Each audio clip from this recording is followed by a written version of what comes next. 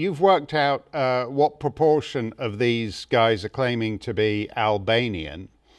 What is it roughly right now? Of all these are supposed to be the people coming from all over the world, from conflicts and civil wars happening in countries all over the map. But when you actually look at the numbers, it's much more specific than that. What's the current running at the Albanian percentage? Yeah, so if we look at 2022 overall, Mark, and we look at where it was kind of the year where the explosion in the numbers, and it was generally predominantly from Albania is where we started seeing that increase as well, because Albanians coming on small boats, it was a very small proportion in earlier years. So for the total for 2022 overall, of those 46,000, 27% of them come from Albania, around 19%, so 27% from Albania, 19% from Afghanistan, 12% from Iran, and 10% from Iraq. So those are the kind of the numbers. And when you break it down by demographics, it's generally male. 9 in 10 who are coming across are men.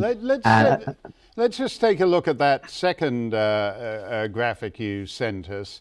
Yeah, this is the point. And just to reiterate your point, down there in the bottom, you've got that giant man towering over a tiny little lady. And that's basically to illustrate that it's 90% male, 10% female. Yeah, and around three quarters are aged between 18 to 39. So now the thing is, when you look at the decisions, and we can perhaps talk about this in a second, because we've got a huge backlog in the numbers being processed, which is costing the government an absolute fortune.